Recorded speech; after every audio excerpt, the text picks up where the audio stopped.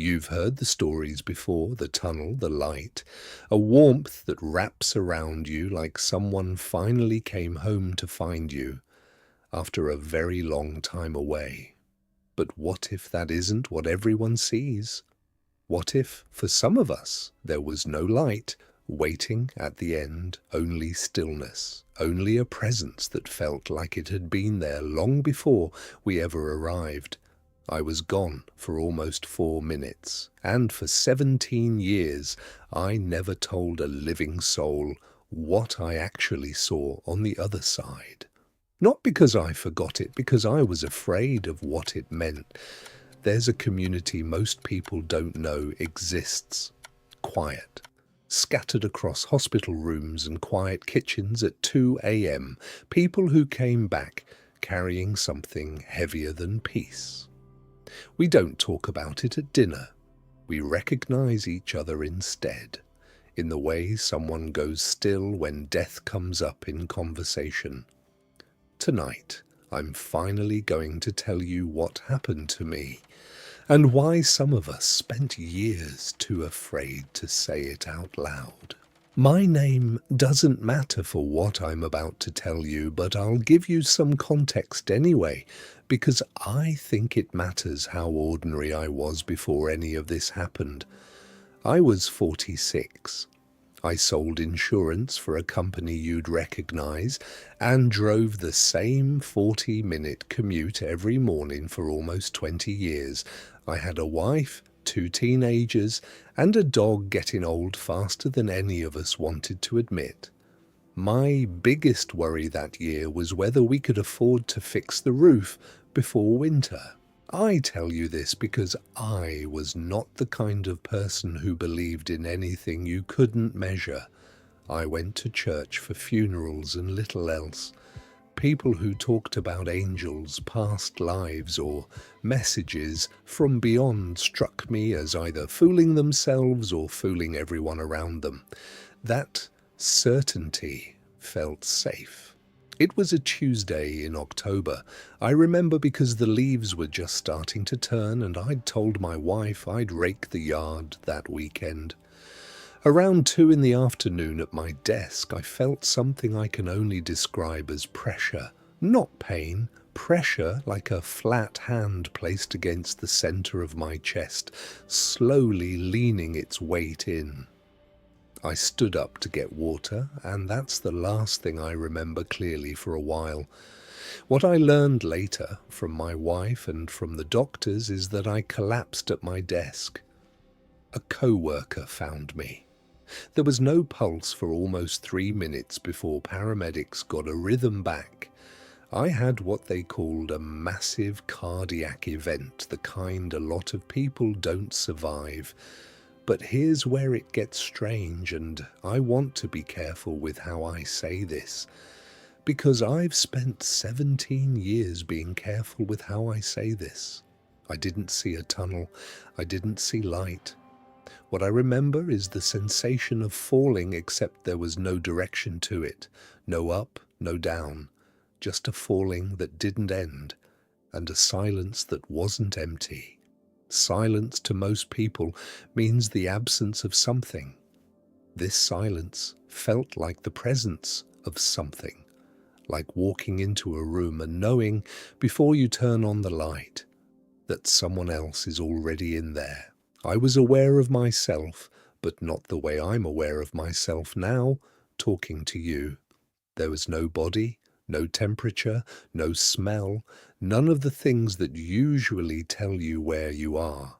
And yet I had the unmistakable sense that I was somewhere and that this place had existed for a very long time, long before I arrived, and would remain long after I left. And then, in the middle of that falling, that silence, I felt something turn its attention toward me. I don't have a better way to describe it. It wasn't a figure. It wasn't a voice. It was the feeling you get when you're in a dark parking lot at night and you suddenly know with absolute certainty that you're being watched, even though you can't see anyone, except this wasn't threatening, not exactly. It was something closer to recognition, like whatever this was had been waiting, and now it knew I was there.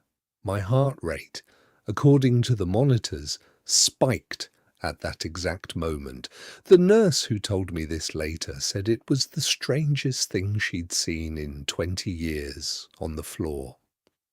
A flatlined patient gone for nearly 3 minutes, then a sudden surge, like something had startled me back into my body. I didn't tell her what I'd felt. I didn't tell anyone. Because what was I supposed to say? That I'd been somewhere, and something had noticed me there, and I had no idea if that was a good thing or the beginning of something else entirely.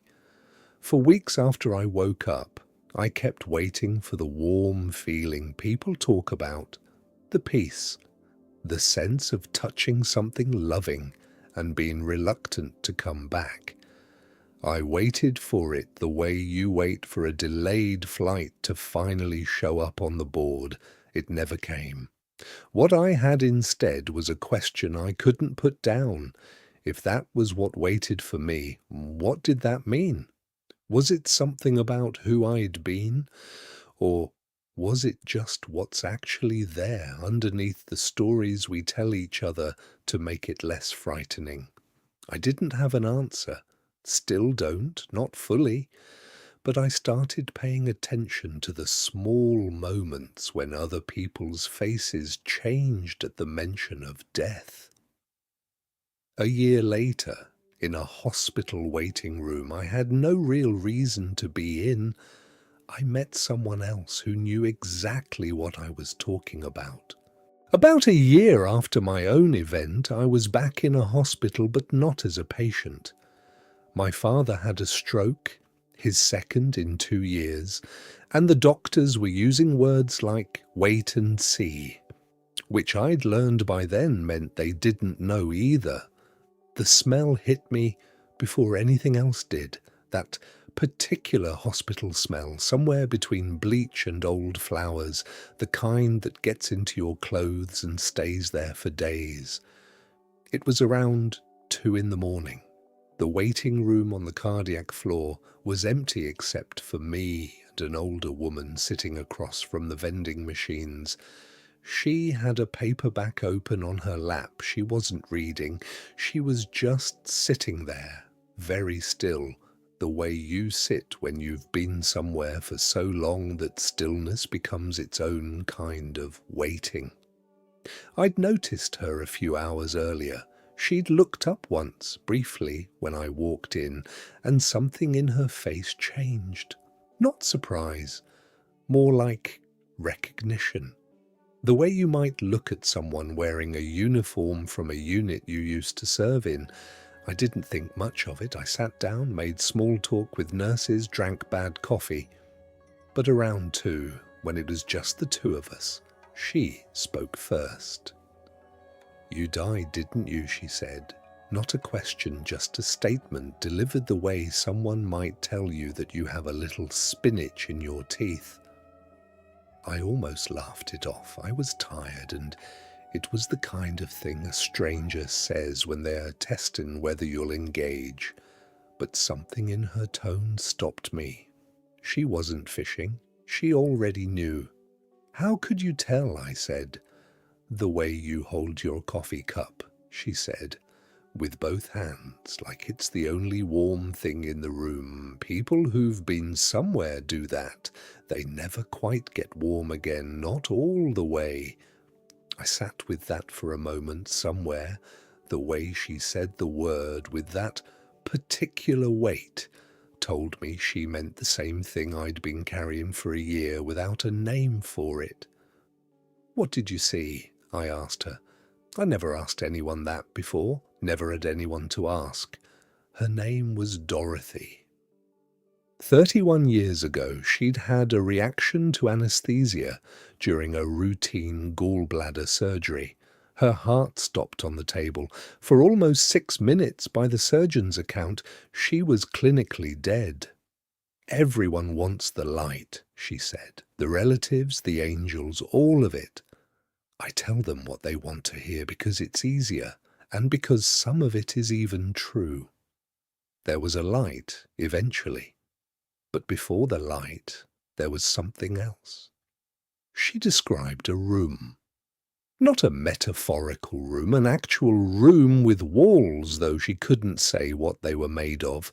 The room was full of people standing in rows facing away from her toward a wall that wasn't quite a wall. They were perfectly still, and they were waiting. I knew somehow that I wasn't supposed to be there yet, she said, like I'd walked into the wrong line at the grocery store. And one of them turned around. She stopped there. I waited. The waiting room hummed with the sound of the vending machines. It was my brother, she said finally. He'd died when I was 9, drowned in a lake near our house. I hadn't thought about his face in years. I mean, really thought about it, the way it actually looked, not the way it looks in photographs, but I knew him instantly.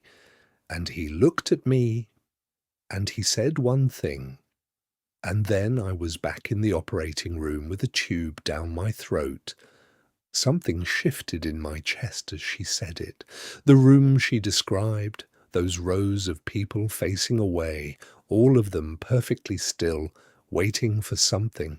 It wasn't so different from the silence I'd fallen into. The presence I'd felt, watching me from somewhere I couldn't see. Maybe it was the same place. Maybe we'd both stood at the edge of the same room, just from different angles, decades apart. What did he say? I asked. Dorothy looked at me for a long moment, the way you look at someone when you're deciding whether they've earned the rest of the story. He said, "Not yet. Tell Mom the necklace is in the chimney." I didn't understand, neither did Dorothy, for another 2 years. But she told me what happened when she finally found the courage to say those words to her mother, and that part of the story, the part that came after, is the reason I'm telling you any of this tonight. Dorothy told me the necklace had belonged to her grandmother. A thin gold chain with a small cameo pendant, nothing valuable, but it had been in the family for 3 generations. It disappeared the year before her brother drowned, just vanished from her mother's jewelry box. In a house about to be full of grief, that small disappearance became its own quiet wound. Her mother suspected an aunt staying with them that summer. Never said out loud, but everyone in the family knew. The aunt stopped coming to holidays. Letters stopped. By the time Dorothy was an adult, that side of the family had simply drifted away. Nobody ever explained why, not really. It was just understood. So when Dorothy woke up from surgery with a message from her dead brother about a necklace in a chimney, she didn't know what to do with it. 2 years passed. She told me she almost didn't say anything. What was she going to do? Call her 78-year-old mother and tell her that her dead son had visited her during surgery with instructions about a piece of jewelry, but the message wouldn't leave her alone. So one Sunday, she drove to her mother's house, the same house, the one her brother had grown up in, the one with the lake visible from the kitchen window, and she asked, as casually as she could, whether anyone had ever checked the chimney in the old sitting room, the one that had been bricked up for as long as Dorothy could remember. Her mother went very still. It took 2 men and a Saturday afternoon to open it, and there, wrapped in a piece of cloth that had mostly rotted away, was the necklace. Dorothy's mother held it for a long time without saying anything, and then she told Dorothy something none of them had ever known. The brother, Dorothy's brother, the one who drowned, had taken the necklace himself, weeks before he died. He'd seen his mother crying over the missing jewelry and blaming her sister, and he'd panicked because he was the one who'd actually taken it just to look at it, just because he liked the little cameo face. He'd hidden it in the chimney, planning to put it back before anyone noticed. He never got the chance. He drowned 3 weeks later. And the family spent the next 60 years carrying a grudge against a woman who'd done nothing, while a 9-year-old boy's small, ordinary mistake sat sealed inside a wall with him. Dorothy's mother cried for almost an hour, not for the necklace, for her sister who'd died estranged 14 years earlier, never knowing she'd been forgiven for something she never did. "People think I tell this story because it's comforting," Dorothy said to me, and it is. It gave my mother something she needed before she died herself 2 years later. But I think about something else too. I think about my brother in that room I saw, still facing that wall, still waiting for 60 years while all of that played out without him. She looked at me. "What if that's what it actually is?" she said. "Not a place you pass through, a place some part of you stays." I didn't have anything to say to that. I went back to my father's room a little after 3. He was asleep, or something close to it. The kind of sleep that machines keep track of, with soft sounds and small green numbers. His hand was on top of the blanket, and I noticed, for what felt like the first time, how old it had gotten. The skin loose over the knuckles, a faint tremor that hadn't been there a few years ago. I sat down next to him and I didn't say anything because I didn't know what to say, and because some part of me, the part that had spent a year carrying a silence I couldn't explain to anyone, understood suddenly that this was the same kind of silence, the kind that sits in a room because nobody's found the words yet and might never find them. And somehow that has to be okay. I reached over and put my hand on top of his. He didn't wake up, but his fingers moved just slightly, the way someone's do when they're dreaming about holding something. And I thought about the room Dorothy described, rows of people facing away, waiting. And I thought, if that room is real, is it somewhere else? Or is it just this, right here, all the time? And we only notice it when everything else gets quiet enough to see it. My father came home 3 weeks later, weaker on his left side, slower with words sometimes, but home. For the first few visits, I didn't bring up Dorothy. I didn't bring up any of it. We talked about the cardinals, about whether the gutters needed cleaning before the first frost, about nothing, the way fathers and sons who've gone quiet for 15 years talk about nothing. Because nothing is safer than everything else. But one afternoon, about a month in, I was sitting with him on the porch, and he said something out of nowhere.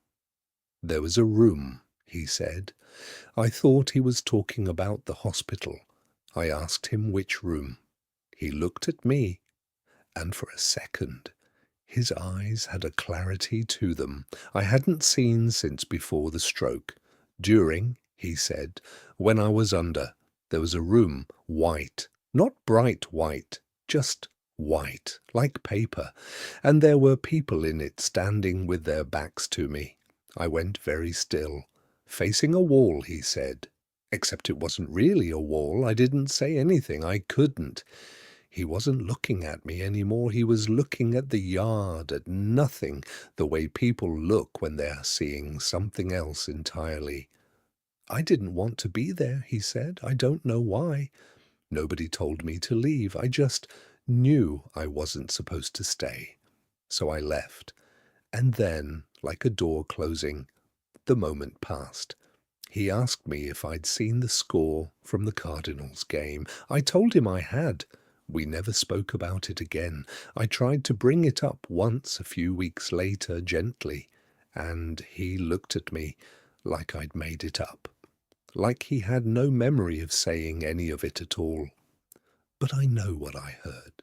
And I knew, sitting on that porch, that my father, a man who'd never once in his life used a word like spirit or soul, a man who thought Sunday church was for people who needed a babysitter for their conscience, had described almost word for word the room Dorothy had described to me a year earlier.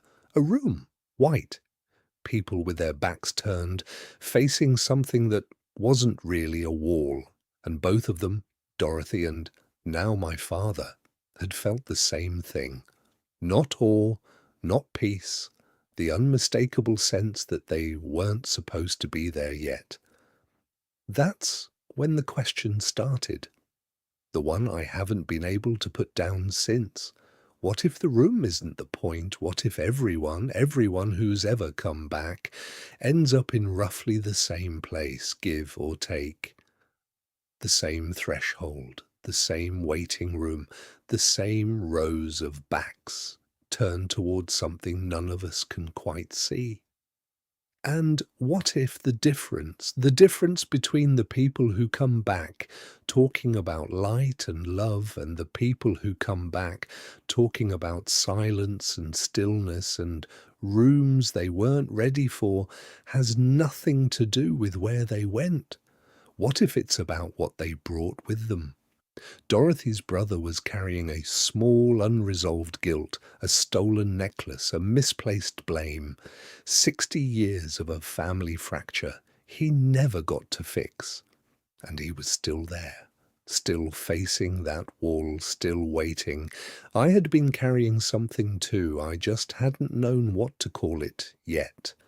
And my father, 15 years of silence between us, an argument so small neither of us could remember what started it, a relationship that had quietly calcified into fine, how are you, fine. My father had walked toward that same room, and something in him had recognized it instantly, recognized it as a place he wasn't finished yet. I started reading everything I could find after that, not the popular books, not at first, the academic papers, the case studies, the ones written by doctors who clearly didn't want to believe what they were documenting, but couldn't explain it away either. And one phrase kept appearing over and over in different words from different researchers, decades apart. They called it the unfinished, a category of crossing where the person doesn't get the light, doesn't get the reunion, doesn't get the peace, because some part of them is still standing in a room they built themselves out of everything they never said, never forgave, never let go of. I thought about my father's hand on the blanket, I thought about a necklace in a chimney, and I thought, if that's true, if the room reflects what you're carrying, then what was in mine? I sat with that question for longer than I expected to. At first, I told myself it was nothing. 46 years old, decent job, decent marriage, kids who still called on Sundays. What exactly was I supposed to be unfinished about? But the question doesn't let you off that easily once it's in. It starts showing up in small moments, watching my son load his car for college and realizing I couldn't remember the last time my own father had hugged me without it being at a funeral. Standing in the kitchen at 2 in the morning, the same hour Dorothy and I had talked, and noticing that I was holding my coffee cup with both hands. I called Dorothy about 2 months after that conversation on the porch with my father. I don't think I expected her to remember me. It had been a year, but she answered on the second ring, And when I said my name, she said, "I wondered when you'd call," like she'd been keeping the line open. We met for coffee, a different hospital. Neither of us had anyone admitted that time, just a diner near her house.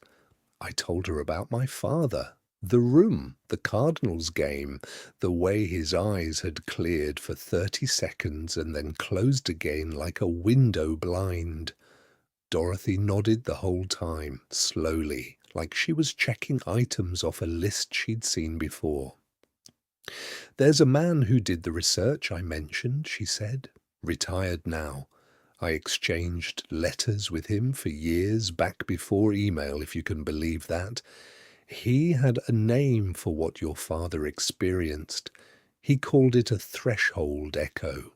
When someone comes close enough to the room, even briefly, even under anesthesia or during a stroke, some part of them remembers it later, not as a story, as a feeling, a correction. A correction to what?" I asked. "To how they're living," she said. "He documented dozens of cases. People who came back from something, anything, a surgery, a stroke, a bad fall, and within a year made some change they couldn't fully explain, reconciled with someone, quit something, said something they'd been swallowing for decades. He used to say, the body forgets faster than whatever it is that goes there. The body heals, but that other part, it remembers exactly what it saw, and it keeps nudging, quietly, until you do something about it." I thought about my father on the porch, about how 2 days after that conversation he'd asked my mother, out of nowhere, to call my sister. The sister he hadn't spoken to in almost as long as he hadn't spoken to me, over some other ancient argument nobody could fully reconstruct anymore. "There's one more case I think about a lot," Dorothy said, more quietly. "A woman younger than us, late 30s when it happened. Car accident. She didn't see a room like mine or your father's. She said she was standing at the edge of something like the lip of a well, and there was a sound coming up from inside it, low, like wind through a pipe. Except it had a rhythm to it, almost like breathing. And standing near the edge with their backs to her were a handful of people looking down into it." "Were they waiting too?" I asked. "She didn't think so," Dorothy said. "She said they looked like they were listening, like the sound meant something to them that it didn't mean to her yet. And one of them, without turning around, said her name." I felt something go cold in my chest. "What happened?" I asked. "She came back," Dorothy said, "obviously, but she told me that for the rest of her life, whenever it got quiet enough, late at night, she could still hear it, that low sound, and every single time it felt like it was getting a little closer to having a rhythm she could recognize." We sat with that for a while, the diner humming around us, somebody's eggs going cold 2 booths over. "I think," Dorothy said finally, "that's what your father heard too, just from much further away. And I think you should call him tonight. Not about anything, just call him." I drove home with that sitting in my chest the whole way, heavier than it had any right to be for a phone call. I didn't call that night. I called 3 days later, and what happened on that call is the reason everything after it happened the way it did. He picked up on the 3rd ring. "Hey, Dad," I said. "Just wanted to check in. No reason." There was a pause, the kind that 15 years ago would have made me regret calling at all. I almost filled it the way I always did, with something about the Cardinals. But I didn't. I let it sit there. And then my father said, "I've been thinking about that porch conversation. I went still, the same way I'd gone still on the porch. I remember all of it," he said. I just didn't know how to bring it back up. Your mother said I shouldn't, that it would upset you." He stopped. I could hear him breathing.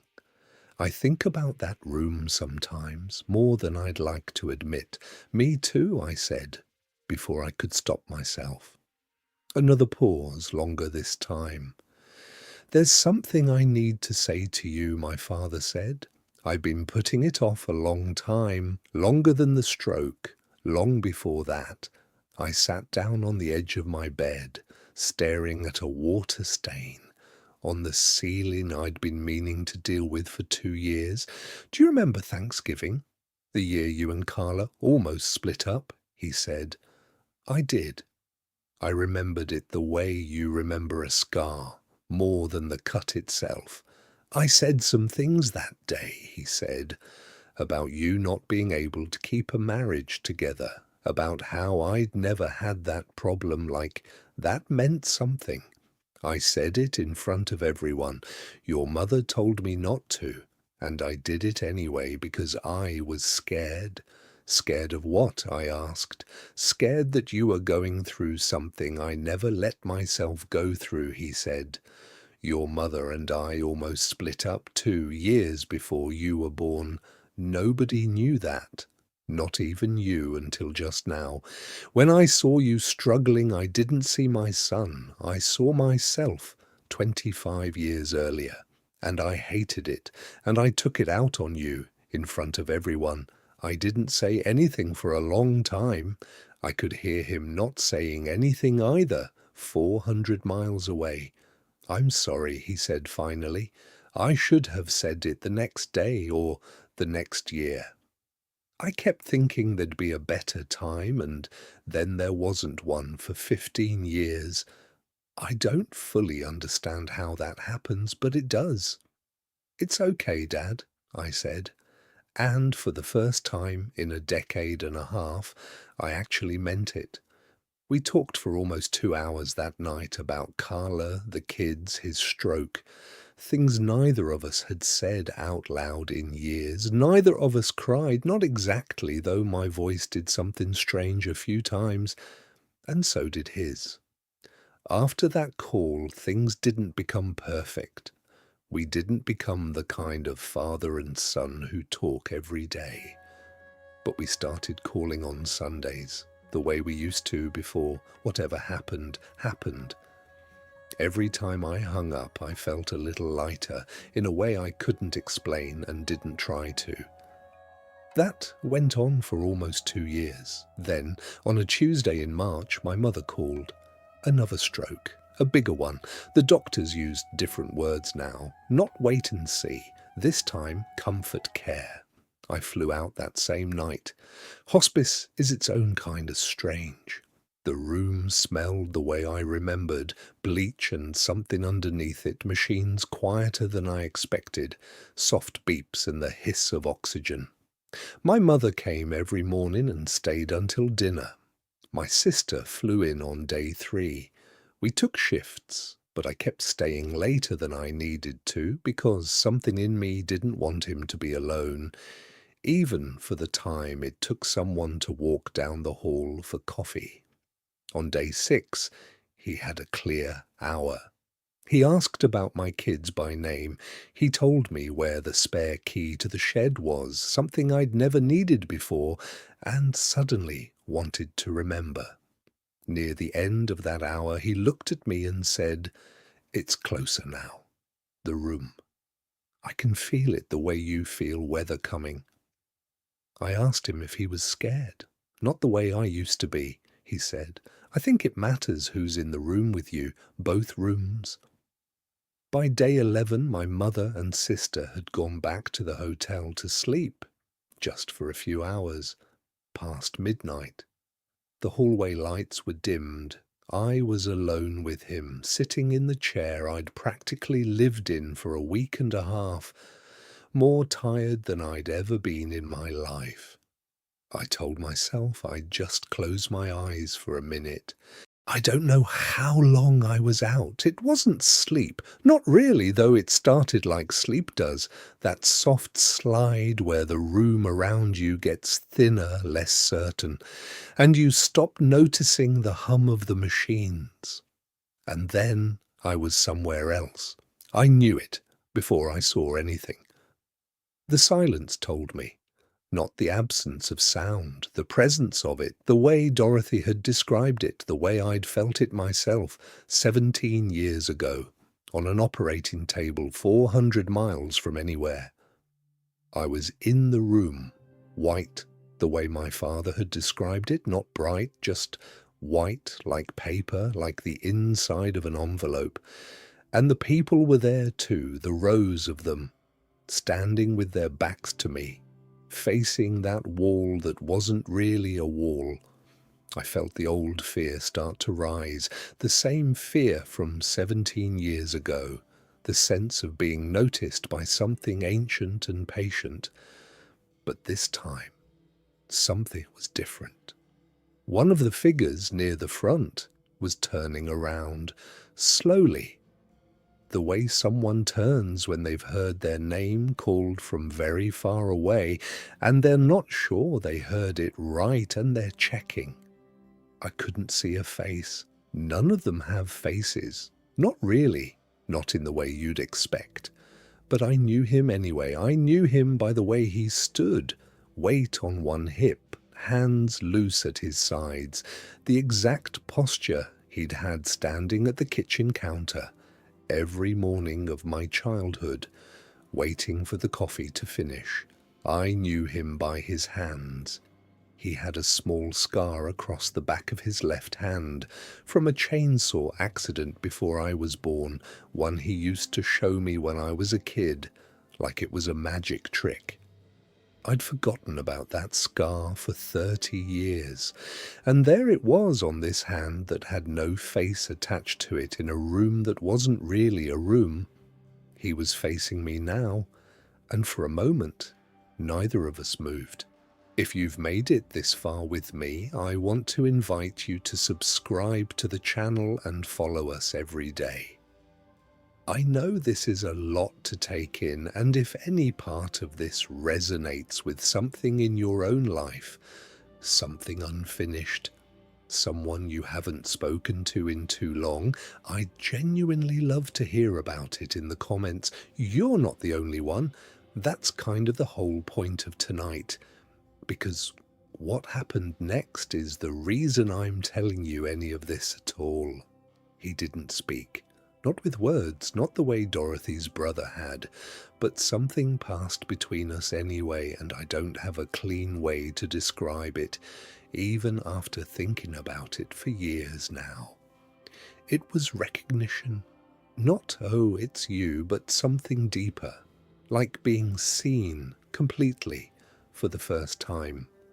Every version of myself I'd ever been, the kid who used to watch him drink coffee at that counter, the teenager who stopped talking to him for reasons neither of us could name, the man who finally called 3 days late, all of it at once, seen and somehow accepted. Not forgiven exactly. Forgiveness implies there was something to forgive. This was simpler than that. It was more like, yes, that happened. And it's okay that it happened. And here we are anyway. He raised his hand slightly, the one with the scar, and I felt, more than heard, something like almost time.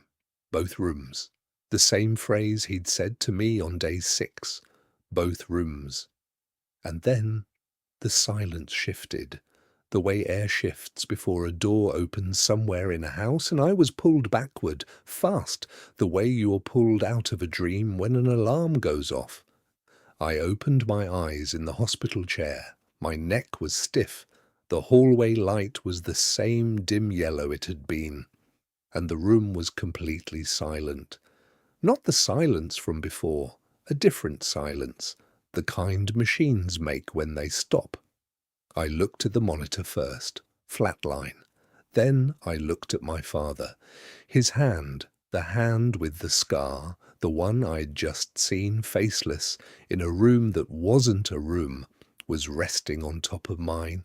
I don't remember reaching for it. I must have at some point while I was somewhere else.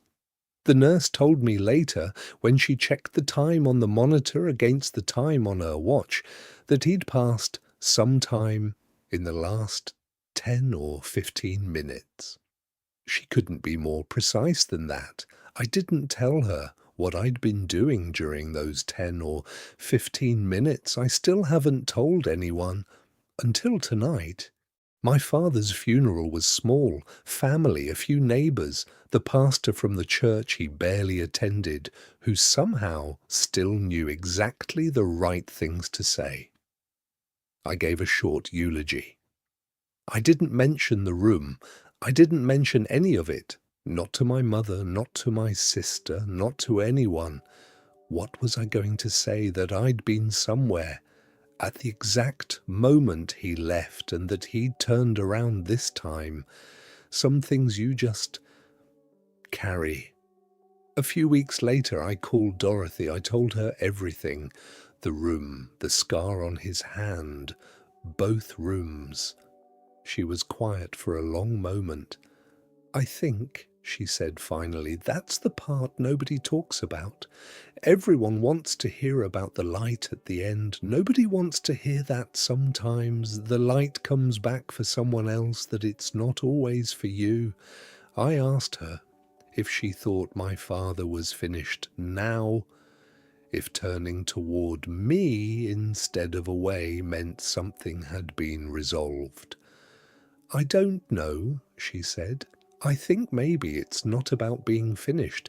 Maybe it's about not being alone in it anymore. We didn't talk for much longer after that. There wasn't much left to say. A week after the funeral, I drove out to my parents' place to help my mother sort through things. I remembered the shed key, where he'd told me it was, that clear hour on day 6. I found it exactly where he said. Inside, everything was exactly as he'd left it. Tools hung on a pegboard, each one outlined in faded marker, so he'd know where it went. A half-finished birdhouse sat on the workbench, sawdust still around it, like he'd just stepped away for a minute. I stood there for a long time, not doing anything, just standing in the quiet, in the smell of sawdust and old motor oil, in a space that was completely, unmistakably him.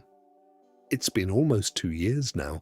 My mother is doing okay. My sister and I talk more than we used to. Not constantly, but more. Sundays sometimes, the way Dad and I used to.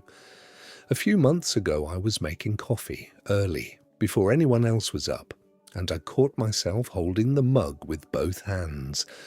The way Dorothy said people do. People who've been somewhere. I stood there for a while, just holding it.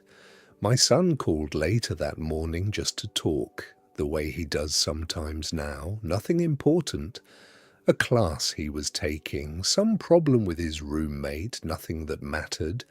I didn't say much, I just listened. Really listened, in a way I'm not sure I always used to. And when we hung up, I sat there for another minute, the coffee gone cold, thinking about how easy it is to be in the same room as someone and not really be there at all. And I thought about all the people who are probably watching this right now, who had something happen to them once. Something that wasn't peaceful, something with no tunnel, no light, no warm reunion, something that left them with a cold feeling instead of a comforting one, and a silence they didn't know how to break, for years, sometimes for decades. If that's you, I'm not going to tell you what it means. I genuinely don't know, but I will tell you this. The room doesn't have to be the last thing you remember about it. There might be more to it. There might be a second visit someday under circumstances none of us get to choose. And if there is, I hope, when the time comes, that whoever you're carrying turns around, if any part of this felt familiar to you, if you've had something happen that you've never told anyone, not because it was beautiful, but because it wasn't, I'd like to hear it. Not because I have answers, I don't, but because, like Dorothy said, maybe it helps not to be alone in it. Follow the channel if you want to hear more stories like this one. Share it with 5 people who might need to hear it too. You never know who's been carrying something quietly. And in the comments, tell me what happened to you, or tell me what you want to hear about next. There's a community here, quiet, scattered, but we recognize each other, and tonight, maybe, so do you.